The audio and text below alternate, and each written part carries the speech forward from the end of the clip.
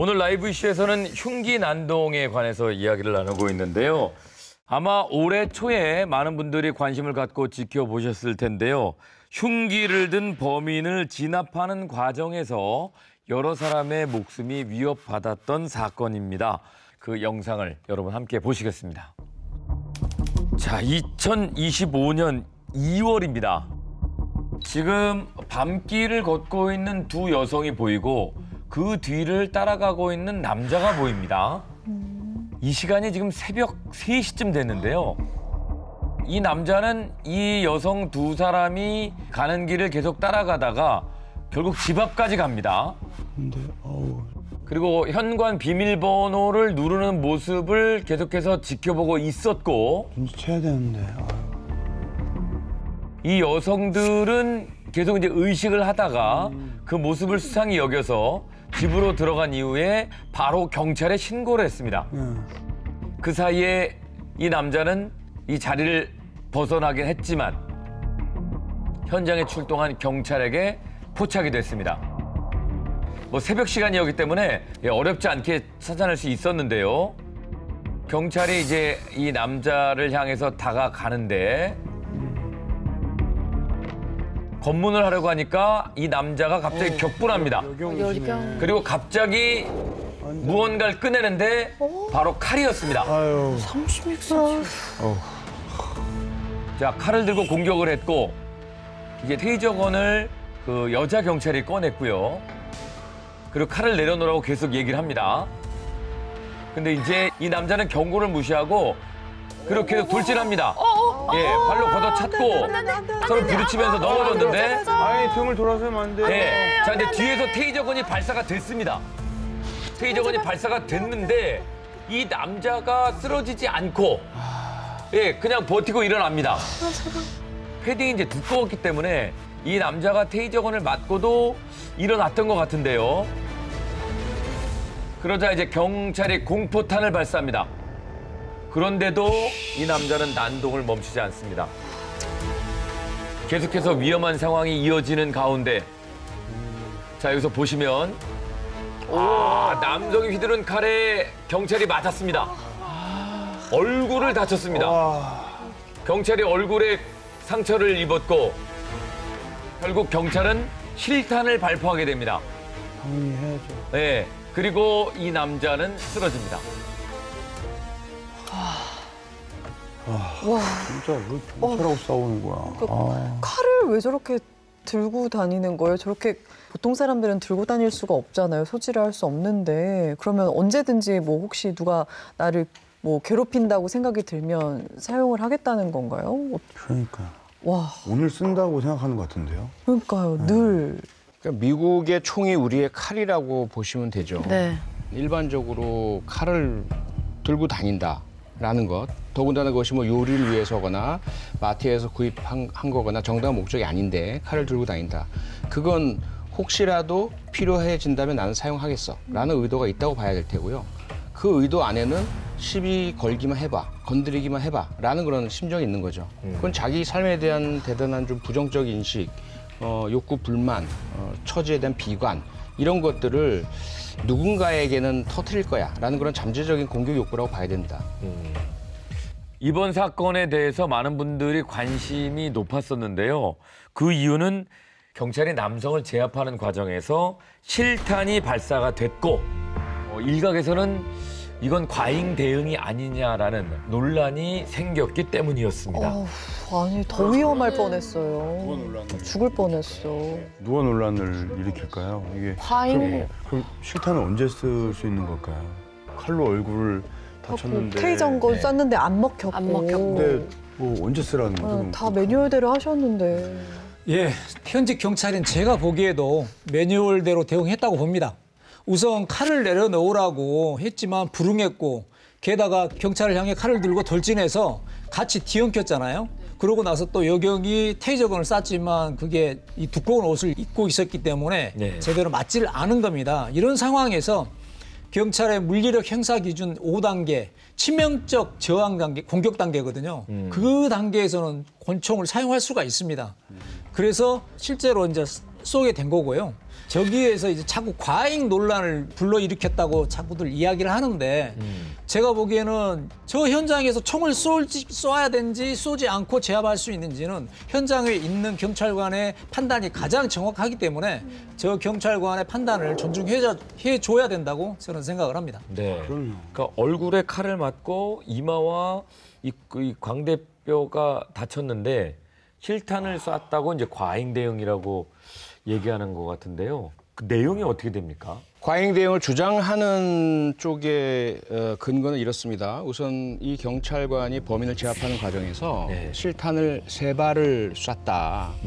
그 중에 한 발은 왼쪽 가슴 아래를 관통했고 또 한 발은 옆구리를 관통했고 나머지 한 발은 이제 빗나갔는데요.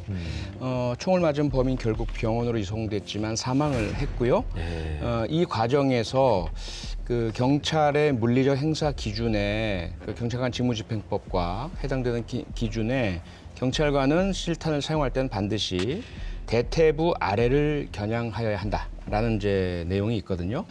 그래서 결과적으로 이 가해자의 상복부 쪽 이쪽을 두 개의 실탄, 2발의 실탄으로 직격했으므로 이건 대퇴부 아래를 겨냥하라는 경찰 기준에 어긋난다. 그래서 과잉 대응이다라고 주장을 하고 있는 거죠. 아, 근데 이게 다리를 맞추기가 쉽나요? 그리고 지금 이 현장에 있었던 그 경찰은 이미 칼로 다쳤잖아요. 그 상황에서 하체, 다리 쪽을 쏴야 된다라는 생각을 할 수 있었을까요? 당시 경찰관이 얼굴에 칼을 맞아가지고 피를 흘려가지고 시야가 제한적일 수도 있었고요. 네. 그리고 그 범인과 너무 가까이 근접한 거리였잖아요. 저 상황에서는 사실 대퇴부 아래쪽을 조준하기가 어려웠을 겁니다. 더군다나 움직이는 사람을 향해서 쐈는데 어떻게 대퇴부를 향해서 쏠 수가 있겠습니까? 쐈다 하더라도 이게 안 맞을 수가 있거든요. 이제 그런 상황이었기 때문에 그 실탄이 이게 상복부에 오발돼서 맞았던 것 같습니다. 근데 어쨌든 칼에 많이 찔리셨던 경찰분 괜찮으세요? 근데 저는 사실 아까 이렇게 뒤덮일 때 다리도 한 번 긁힌 것처럼 보였었거든요. 위험했어. 제압 과정에서 이렇게 부상을 입은 경찰은요, 바로 병원으로 이송이 됐고요. 빠른 시간 안에 응급수술을 받았습니다. 무사히 큰 고비는 넘길 수 있었다고 하는데요. 제가 이제 이대호 형사고 저 경찰 동기잖아요. 우리 동기 중에 한 분이 똑같은 상황에서 얼굴을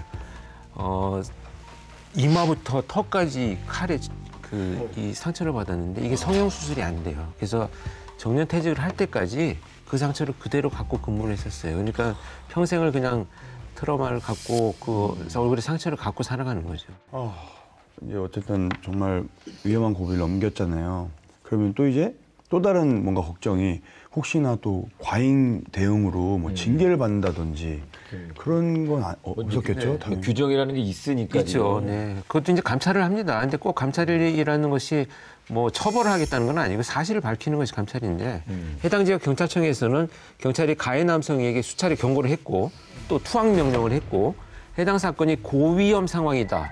이대호 형사가 얘기한 것처럼 마지막 단계의 상황이었다라는 것이 인정이 됐고요. 경찰 물리력 행사 기준과 방법에 따라서 적법하게 직무를 집행했다고 하면서 정당 방위로 결론 지었습니다.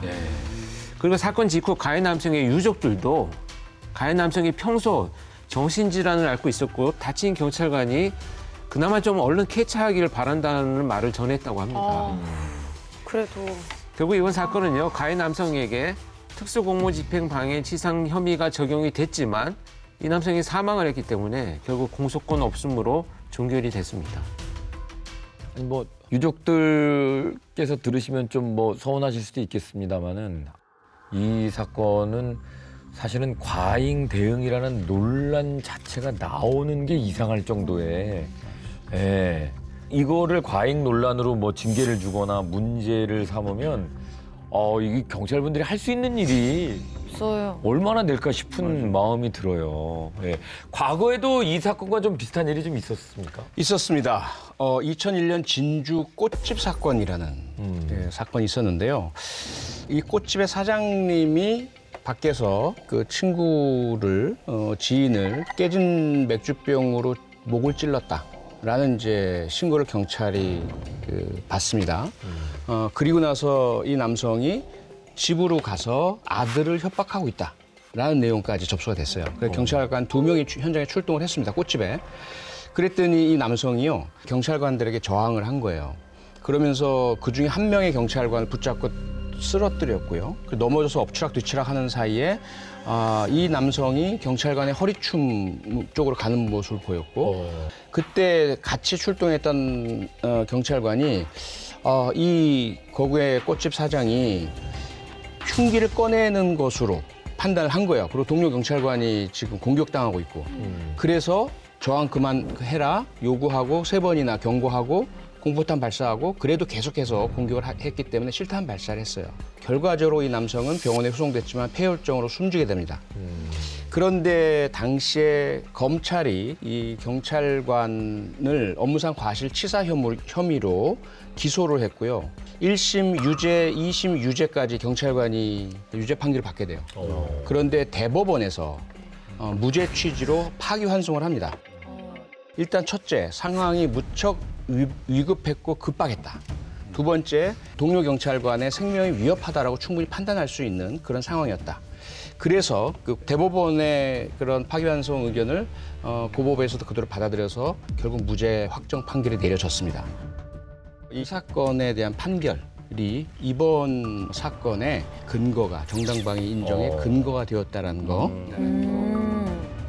급박한 상황에서 본인 또는 타인의 생명을 보호하기 위한 정당방위가 인정될 때 우리 법원에서는 경찰관의 총기 발사 행위에 대해서 비록 피해자가 사망한다 하더라도 정당방위 인정을 하고 있습니다. 네.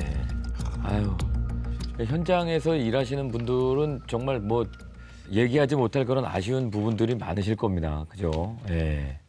개선이 좀 돼야 된다라고 얘기하실 만한 부분이 있으시면 이 기회에 한번 말씀해 주셔도 좋으실 것 같은데 어떠십니까? 뭐 정말로 이 공권력이 정말 범죄 앞에서 총을 쏘는 걸 주저하고 체포하는 걸 주저한다고 그러는 거는 사회 정의가 바로 설 수가 없습니다. 그래서 거기에 정말 정당한 공권력이 제대로 사용될 수 있도록 국가가 많은 힘을 좀 보태줬으면 하고요. 시민들도 마찬가지로 경찰에게 많은 응원을 해줬으면 합니다. 네. 이 참 올해만 해도 흉기 난동으로 수많은 무고한 피해자들이 생겨났습니다. 우리 사회의 안전을 위해서라면 흉기 난동에 대한 재발 방지 대책이 더 강력하게 마련이 돼야 될 것 같고요. 그리고 현장에서 범인을 상대하는 경찰들이 보다 더 적극적으로 대응할 수 있는 그런 상황적인 개선, 사회적인 제도의 개선이 꼭 필요하지 않을까 싶습니다.